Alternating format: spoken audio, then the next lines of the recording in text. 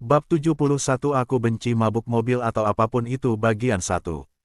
Sangat jelas bahwa Shen Jiawei juga telah menderita kekalahan. Shen Yifeng telah dikalahkan, dan baik Shen Jiayi maupun Shen Jiawei juga menderita kekalahan telak, namun orang bijak tetap memastikan bahwa burung vermilion telah bangkit. Burung vermilion yang telah bangkit tentu harus memilih di antara generasi muda klan burung vermilion yang telah dikirim untuk menjadi target kesetiaannya. Jika memang begitu, tatapan mata semua orang tertuju tanpa delusi ke arah gerbong kedua terakhir. Semua orang jelas menyadari siapa yang saat ini duduk di dalam gerbong tersebut. Mungkinkah itu, Shen Yanxiao bermalas-malasan di dalam kereta, dan tidak terburu-buru untuk turun? Bukannya dia tidak ingin merasakan perasaan tenang dari Ibu Pertiwi, melainkan Bleh, burung vermilion, meskipun sangat sombong, wajahnya pucat pasi, dan dia memegang tong sambil terus-menerus muntah. Siapa yang menyangka binatang mitologi agung, burung vermilion, tiba-tiba mabuk perjalanan.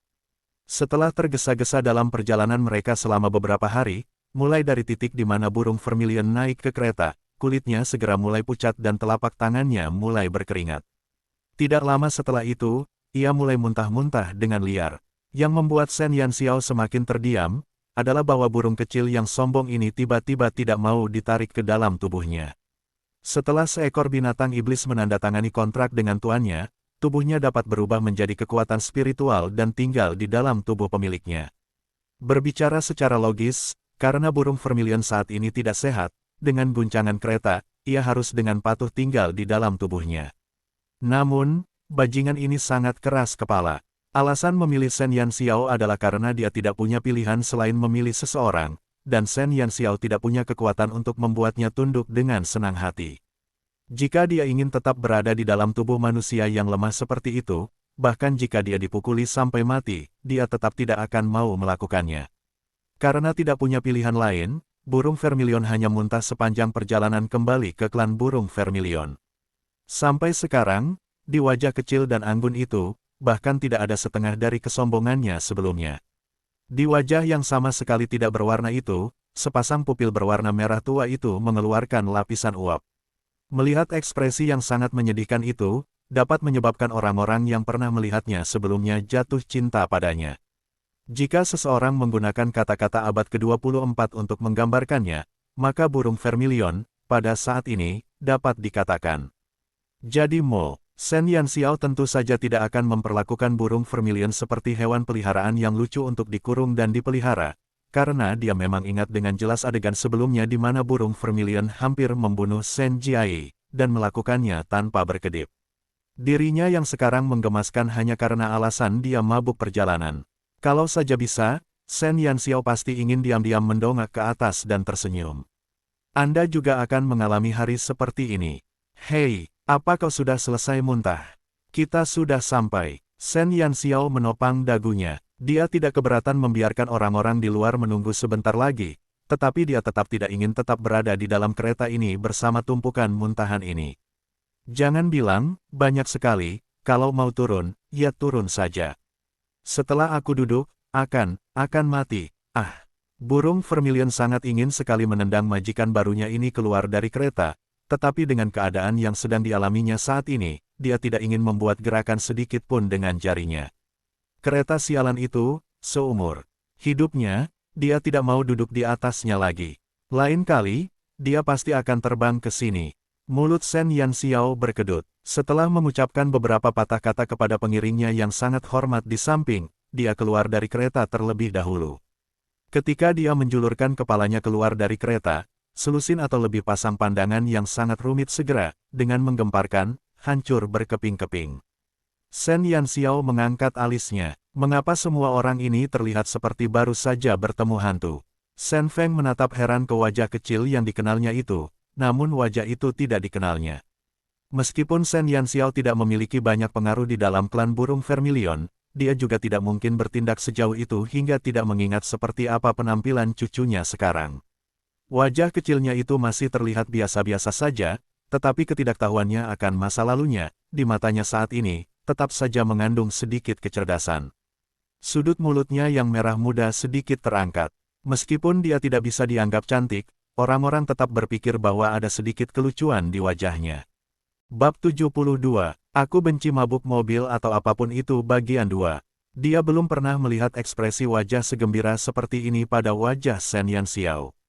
Ini sama sekali tidak mendekati ekspresi wajah seorang idiot, dan tampak persis seperti ekspresi seorang gadis kecil biasa. Sebuah dugaan terlintas dalam benak Shen Feng, tetapi dia tidak berani memastikannya. Keadaan pikiran Shen Yue dan Shen Duan saat ini seperti baru saja diterpa angin dan hujan. Mereka memandang Shen Yanxiao dan dengan heran menemukan bahwa tidak ada lagi wajah bodoh yang sama sekali tidak memiliki ekspresi wajah dan yang hanya tahu cara tertawa bodoh. Gadis kecil di depan mereka ini berdiri diam di samping kereta. Di dalam mata yang tersenyum itu, ada jejak kecerdasan. Mata hitam besarnya itu dengan curiga menyapu setiap tubuh mereka. Apa yang membuat mereka paling tercengang ialah jejak api di antara kedua alisnya. Di antara naskah kuno klan burung Vermilion, terdapat catatan yang menyatakan bahwa setiap orang yang menandatangani perjanjian dengan burung Vermilion, akan muncul jejak api di antara kedua alisnya, dan itu merupakan bukti bahwa orang tersebut menandatangani kontrak dengan burung Vermilion.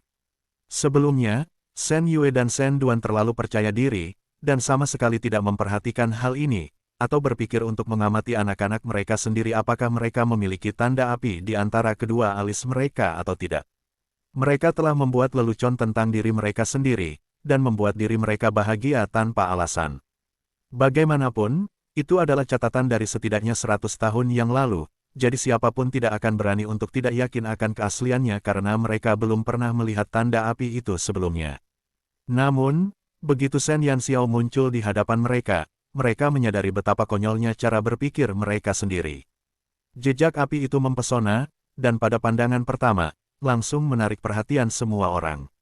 Burung Vermilion benar-benar telah memilih Shen Yanxiao sebagai tuannya. Dalam hati setiap orang, mereka semua telah mencapai kesimpulan seperti ini yang muncul di depan mata mereka. Bahkan jika mereka tidak mau mempercayainya, jejak di antara kedua alis Shen Yanxiao tetap benar-benar ada. Wajah Shen Yue dan Shen Duan sehitam dasar panci, karena anak-anak mereka yang luar biasa telah kalah dari orang bodoh seperti ini. Bahkan jika mereka dipukuli sampai mati, mereka juga tidak akan pernah menyangka hal ini akan terjadi. Kalau tidak, mereka tidak akan membiarkan Shen Feng memasukkan Shen Yanxiao ke dalam pasukan ini. Sekarang, semuanya sudah terlambat. Karena burung Vermilion telah mengenali seorang tuan, mereka sudah tidak berdaya untuk memperbaiki keadaan. Kakek, cucu perempuan telah memenuhi harapanmu, dan telah membawa burung Vermilion kembali. Shen Yanxiao tersenyum tipis, dan dengan murah hati berjalan sampai dia berada di depan Shen Feng yang sedang menatap kosong, dan kemudian dengan kelucuan yang tak tertandingi, berkata kepadanya. Petik 2. Setiap anggota klan burung Vermilion yang hadir tercengang. Apakah mereka berhalusinasi? Si idiot yang bahkan tidak bisa memahami dengan jelas apa yang dikatakan orang lain, ternyata bisa bersikap teratur dan rasional seperti ini saat dia membuka mulutnya untuk berbicara.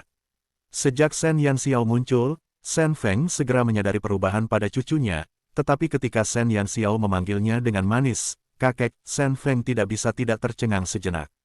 Sejak kecil, Shen Yanxiao jarang bertemu Shen Feng. Bahkan jika dia sesekali bertemu dengannya, dia akan bersembunyi di sudut dan tidak mengatakan sepatah kata pun.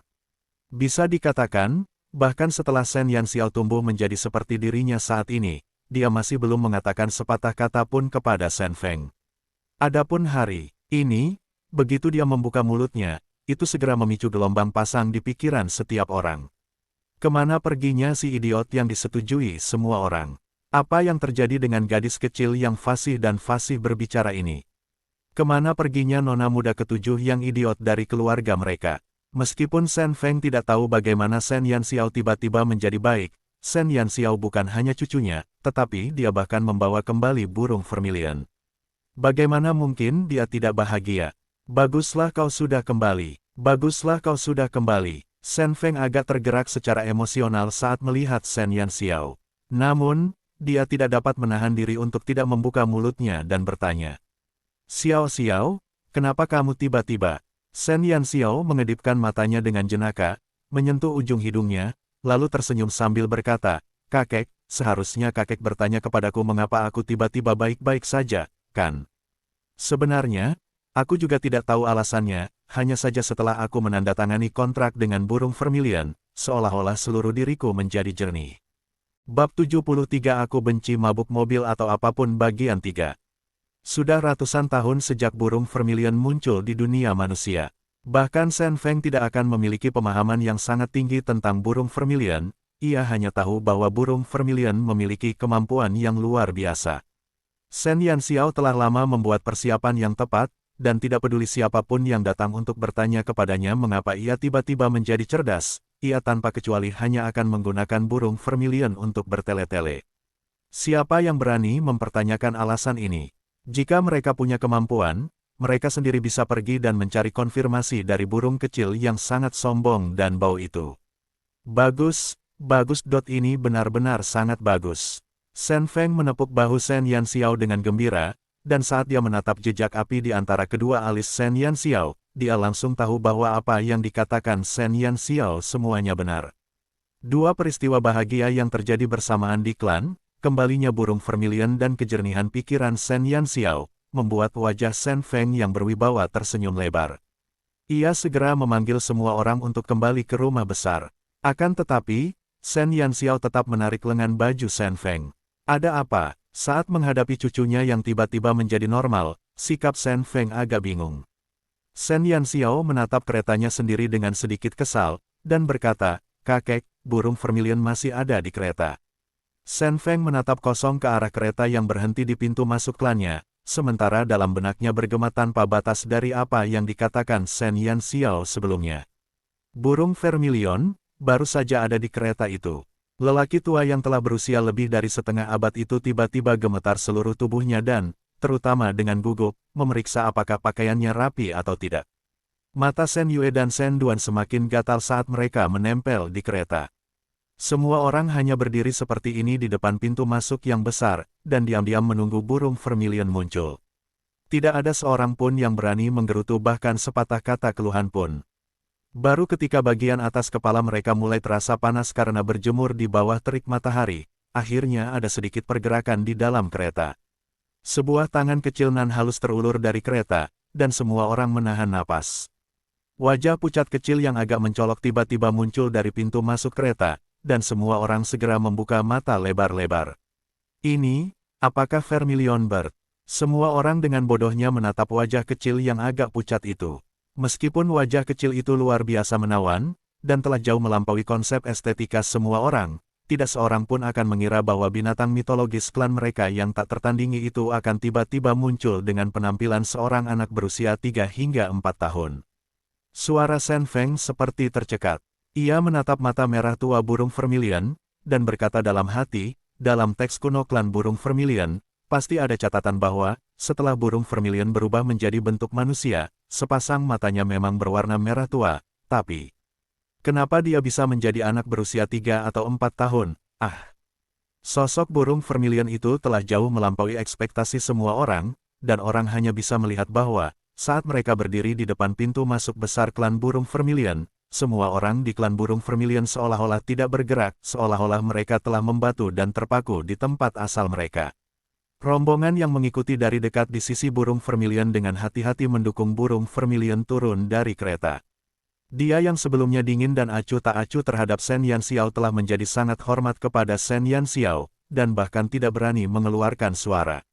Terengah-engah setelah apa yang dialaminya di lembah lava, burung vermilion sama sekali tidak memerhatikan ekspresi terkejut seseorang. Ia menggigit bibirnya, dan berjalan keluar dari kereta. Ditambah dengan kulitnya yang pucat, tubuh mungilnya itu tampak sangat rapuh. Apakah ini benar-benar binatang mitologi, pelindung klan mereka? Wujud ini tak terelakkan, sedikit terlalu imut. Semua orang dari klan burung vermilion tak dapat menahan diri untuk bergumam dalam hati, karena sebelumnya mereka telah memikirkan segala macam wujud burung vermilion, dari wujud binatang yang gagah berani hingga wujud manusia yang mendominasi, tetapi tak seorang pun dapat menduga bahwa burung vermilion ternyata begitu imut. Keadaan pikiran semua orang menjadi kacau. Burung vermilion kini sangat marah, karena dirinya sendiri, binatang mitologi agung, secara tak terduga bahkan harus meminta bantuan manusia rendahan untuk membantunya turun dari kereta. Sungguh memalukan. Di bawah rasa malu dan dendam, burung vermilion menatap dengan marah ke beberapa kereta yang diparkir di depan pintu masuk klan burung vermilion. Tangannya yang sangat kecil tiba-tiba teracung.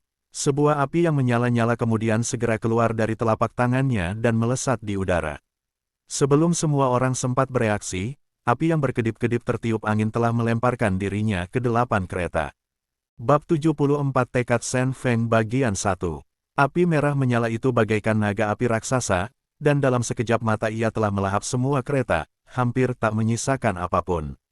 Kereta-kereta itu memang dirancang khusus untuk menahan suhu tinggi, tetapi kereta-kereta yang memiliki kemampuan ekstrim untuk menahan panas itu malah meleleh dengan cepat di bawah nyala api yang menyala-nyala. Dalam sekejap mata, beberapa kereta mewah itu langsung berubah menjadi tumpukan abu. Menyaksikan pemandangan yang mencengangkan ini, dalam sekejap, semua orang dari klan burung Vermilion menelan cara berpikir mereka ke dalam perut mereka. Di dalam ruang utama klan burung Vermilion, Sen Feng tersenyum lebar saat dia memandang Sen Yanxiao yang baru pertama kalinya duduk di dalam ruang utama. Adapun burung Vermilion, setelah menderita siksaan sepanjang perjalanan, dia yang baru saja memasuki pintu masuk klan burung Vermilion, langsung dibawa ke kamar Sen Yanxiao untuk beristirahat. Meskipun Sen Feng ingin mendekati burung Vermilion sudah membuka mulutnya, jadi bagaimana mungkin dia bisa bermanuver. Sampai sekarang, dia hanya bisa bahagia dalam hati saat melihat Sen Yanxiao yang sudah menjadi penguasa burung Vermilion. Namun, Sen Yanxiao juga pintar. Begitu dia kembali ke ruang utama, dia langsung menceritakan masalah lembah lava kepada Sen Feng. Sen Feng mengangguk berulang kali, dan tertawa terbahak-bahak saat mendengarkan. Namun, Sen Duan dan Sen Yue yang berada di samping, memiliki kulit yang sangat tidak sedap dipandang. Momen bahagia yang seharusnya baik-baik saja bagi mereka, tiba-tiba didapatkan dengan harga murah oleh si idiot ini. Memikirkan satu hal ini saja membuat mereka berdua ingin muntah darah karena depresi. Aku percaya bahwa orang tuamu di surga akan merasa bersyukur atas semua yang telah terjadi padamu sekarang. Sen Feng menatap Sen Yanxiao, matanya memancarkan senyum tulus. Terhadap orang-orang yang disebut orang tua itu, yang tidak memiliki kesan apapun padanya, Sen Yanxiao hanya berpura-pura, dan menganggukkan kepalanya dengan manis. Karena kamu sudah menandatangani kontrak dengan burung Vermilion, maka di hari-hari berikutnya, kamu tidak boleh bersikap bodoh seperti di masa lalu. Kata Sen Feng. Perkataan Sen Feng membuat orang-orang seperti Sen Duan merasa khawatir dari ujung kepala sampai ujung kaki. Dapatkan burung Vermilion, jadilah pemimpin klan. Mungkinkah Sen Feng benar-benar berencana agar Sen Yanxiao mewarisi posisi pemimpin klan-klan burung Vermilion? Bahkan jika Sen Yanxiao tiba-tiba pulih seperti semula, sifatnya tetaplah sampah yang tidak bisa mengolah doki dan sihir. Bahkan jika ada burung Vermilion yang membantunya, lalu kenapa? Kekuatannya sendiri tidak cukup dengan kebrutalan yang belum pernah terjadi sebelumnya. Begitu ada seseorang yang berniat mencari kesempatan untuk bergerak, kemungkinan besar dia bahkan tidak akan memiliki kemampuan untuk melindungi dirinya sendiri. Suatu saat nanti, aku akan meminta orang-orang untuk mengatur agar kamu bisa berhubungan dengan beberapa hal yang penting di antara klan. Kamu harus tekun saat mempelajarinya, dan kamu tidak boleh membuat kakek kecewa. Dengan penuh perhatian dan kepedulian, Sen Feng memberitahu Sen Yanxiao. Berhubungan dengan hal-hal penting klan. Perkataan Sen Feng membuat orang-orang seperti Sen Duan sangat waspada. Jelas bahwa Sen Feng berencana untuk memperlakukan Sen Yanxiao sebagai pemimpin klan berikutnya, dan bahwa ia akan membesarkannya. Lelucon macam apa ini? Ayah, Xiao Xiao masih muda. Selain itu, fisiknya juga tidak bagus. Meskipun sekarang dia sudah mendapatkan burung Vermilion, ayah, murid-murid dari 4 klan lainnya tentu tidak bisa dianggap remeh. Menurut apa yang aku tahu, di antara generasi klan Kilin ini, Qixia adalah anak muda yang memiliki kekuatan yang tidak bisa dipahami. Selain itu, karena orang bijak itu mampu membangkitkan burung Vermilion untuk klan burung Vermilion kita, sulit untuk mengatakan bahwa orang bijak itu tidak akan pergi ke klan besar lainnya untuk membangkitkan binatang mitologi mereka. Kelima binatang mitologi besar itu awalnya memiliki kekuatan yang setara, dan ketika mereka saling bertarung, itu semua tergantung pada seberapa tinggi kekuatan tuan mereka sendiri. Xiao Xiao tidak cocok untuk mengolah doki dan sihir. Aku takut suatu hari nanti di masa depan. Sangat khawatir, Sen Duan membuka mulutnya dan berbicara. Sen Yanxiao yang memiliki burung Vermilion sudah merupakan kesimpulan yang sudah pasti. Namun, meskipun dia tidak lagi idiot, pada akhirnya, dia tetaplah sampah. Dengan fisiknya saat ini, dia tidak cocok untuk mengambil alih posisi pemimpin klan burung Vermilion. Paling-paling, dia hanya bisa dianggap sebagai kaki tangan burung Vermilion. Mengenai konfrontasi antara 5 klan besar, kekuatan pribadi pemimpin klan merekalah yang paling dipedulikan. Shen Feng mengerutkan kening, karena apa yang dikatakan Shen Duan masuk akal. Bab 75, Tekad Shen Feng bagian 2. Ayah, Xiao Xiao baru saja pulih dari kondisi mentalnya. Melihat dia melakukan banyak hal dengan begitu cepat, aku khawatir dia tidak cocok. Mengapa kita tidak mengizinkan murid-murid lain di klan kita untuk membantunya sedikit? Akan lebih baik jika kita memberinya waktu untuk berlatih. Shen Yue segera setuju. Meskipun dia dan Shen Duan tidak akur, pikiran mereka saat ini sama. Shen Yanxiao hanyalah kaki tangan dari burung Vermilion, kekuatan pribadinya terlalu menyedihkan. Mungkin ini hal yang baik ketika berbicara tentang mereka. Bahkan jika mereka tidak dapat memperoleh burung Vermilion, anak-anak mereka tetap memiliki kesempatan untuk menggantikan klan burung Vermilion.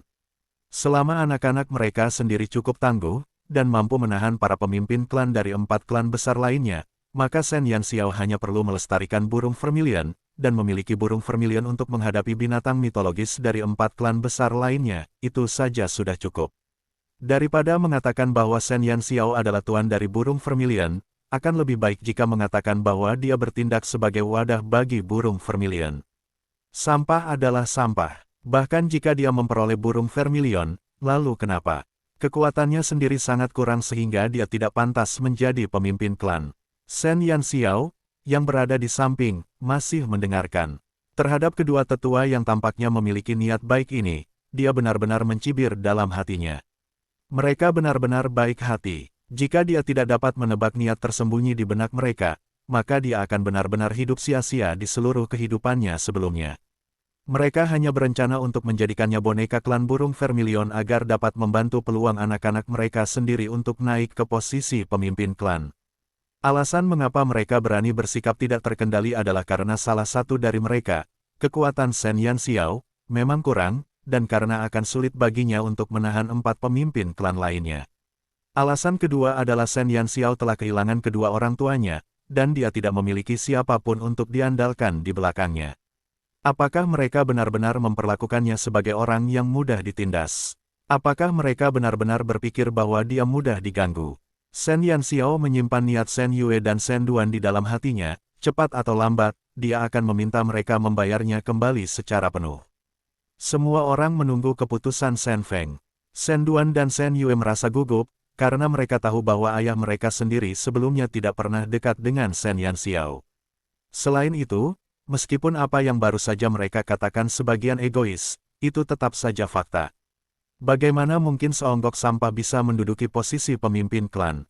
Shen Feng terdiam cukup lama, saat pandangannya jatuh pada wajah Shen Yanxiao yang tersenyum. Penampilan anak ini dikatakan tidak mirip dengan kedua orang tuanya, tetapi saat dia tersenyum sekarang, tetap saja ada sedikit kesan Shen Yu di masa lalu. Tatapan mata Shen Feng tampak sedikit tenggelam, lalu, sambil menarik napas dalam-dalam, dia berkata, karena Xiao Xiao akan mewarisi posisi pemimpin klan di masa depan, dia tetap harus menanggung kesulitan ini, kalau tidak, bagaimana dia bisa mengambil tanggung jawab yang lebih besar pada dirinya sendiri. Shen Feng mendukung Shen Yanxiao sampai akhir. Kegigihan Shen Feng tidak hanya membuat Shen Yue dan Shen Duan terus-menerus tercengang, bahkan Shen Yanxiao pun merasa sedikit tidak yakin. Apa yang dikatakan kedua pamannya yang bajingan itu sebenarnya cukup masuk akal, dan sesuai dengan temperamen Shen Feng di masa lalu, kemungkinan besar dia akan memilih usulan mereka. Namun, hari ini, hantu macam apa yang ditemui Shen Feng sehingga dia tiba-tiba membantunya begitu banyak? Apakah ini karena burung Vermilion? Namun, di mata mereka, dia hanyalah wadah burung Vermilion, dia masih belum mencapai titik di mana dia membutuhkan banyak perhatian. Pendekatan Shen Feng benar-benar membuat Shen Yanxiao sangat sulit dipahami. Ayah, namun, Xiao Xiao tidak bisa mengolah ilmu sihir atau doki. Jika ayah mengizinkannya naik ke posisi pemimpin klan, maka suatu hari nanti di masa depan. Shen Duan masih ingin membujuk Shen Feng, tetapi dia sudah tidak sabar memotong perkataannya. Dia cucuku, bahkan jika dia tidak mampu mengolah doki dan sihir, jika itu bukan sesuatu yang perlu dikhawatirkan. Di seluruh dunia ini, jangan bilang padaku bahwa, selain mengolah doki dan sihir, tidak ada cara lain baginya untuk membela diri. Bodoh. Shen Feng agak marah pada kedua putranya yang telah berulang kali menentangnya dan ini membuatnya agak tidak senang. Saya sudah melakukan persiapan yang tepat. Setelah sebulan, Sekolah Roland Suci akan mulai menerima siswa baru, dan ketika saatnya tiba, saya akan meminta Xiao Xiao memasuki bidang farmasi Sekolah Roland Suci.